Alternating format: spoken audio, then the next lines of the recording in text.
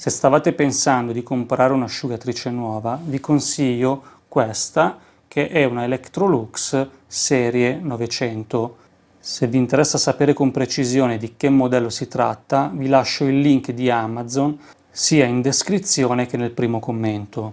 Ho notato che molti dei miei clienti comprano delle asciugatrici con funzioni particolari che poi non utilizzano, come ad esempio questo modello di asciugatrice che ha la funzione vapore. Magari vengono utilizzati soltanto una volta appena acquistata l'asciugatrice, giusto per fare una prova, così tanto per vedere se funziona, e poi non vengono più toccati.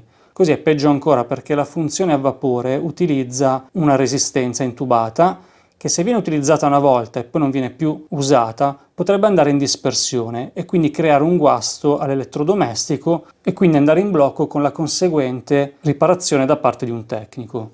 Quindi in sostanza comprate un'asciugatrice con la funzione a vapore che vi costerà di più di un'asciugatrice normale come questa, solo se siete sicuri di utilizzarla. Ma adesso vediamo insieme i vari programmi con le varie opzioni.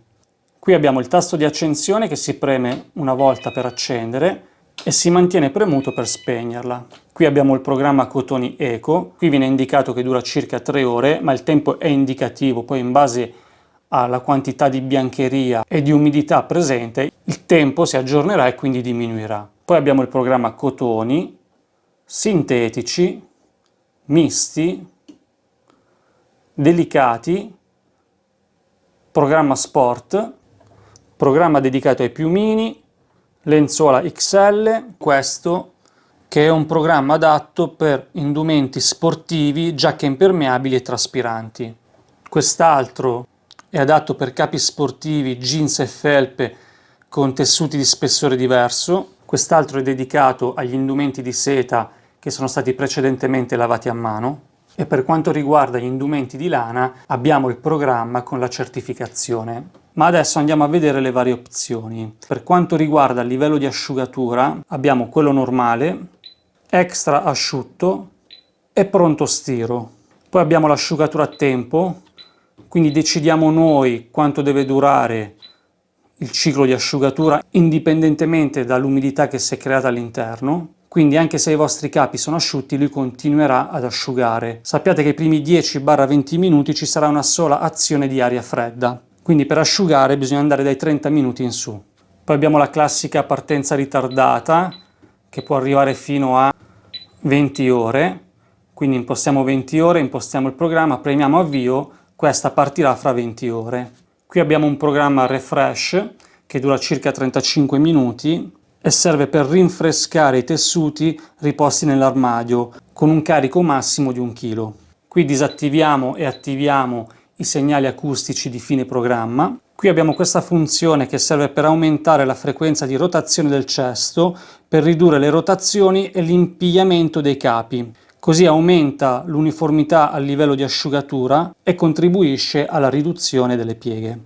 Si consiglia di usarla quando si inseriscono dei capi molto grandi, tipo lenzuola, pantaloni e vestiti lunghi. Con questa opzione l'apparecchiatura funziona con un basso livello di rumorosità, senza alcun effetto sul risultato di asciugatura finale, e l'apparecchiatura funziona lentamente impostando un ciclo di programma più lungo. Poi abbiamo l'opzione antipiega che si può estendere fino a 2 ore. Questo fa sì che, finito il ciclo di asciugatura, il cesto continuerà a girare fino a 2 ore per ridurre le pieghe, ma voi potete fermarlo in qualsiasi momento quando volete aprendo l'oblò. E poi per finire abbiamo la sicurezza bambini, quindi premendo e mantenendo premuto questo tasto si attiverà questa funzione e quindi nessuno potrà più modificare, avviare o fermare l'asciugatrice, finché non la sbloccherete mantenendo premuto sempre lo stesso tasto. Dentro l'asciugatrice, insieme ai vari documenti e alle istruzioni, troverete questo kit di montaggio per collegare l'asciugatrice allo scarico, in modo da bypassare la tanica e far sì che l'acqua venga scaricata direttamente nello scarico a muro. Comunque trovate un video sul canale che vi spiega come fare questo tipo di allacciamento. Questa è la versione da 8 kg, ma esiste anche quella da 9. Anche di quella vi lascio il link in descrizione e nel commento. Poi per quanto riguarda i filtri abbiamo questo filtro che va pulito spesso. Più lo mantenete pulito e più l'asciugatrice vi dura. Qui in basso abbiamo il solito scambiatore. Qui abbiamo la classica tanica dell'acqua nel caso decidiate di non collegarla all'impianto di scarico. Comunque direi che è un'asciugatrice molto semplice, quindi meno soggetta a guasti.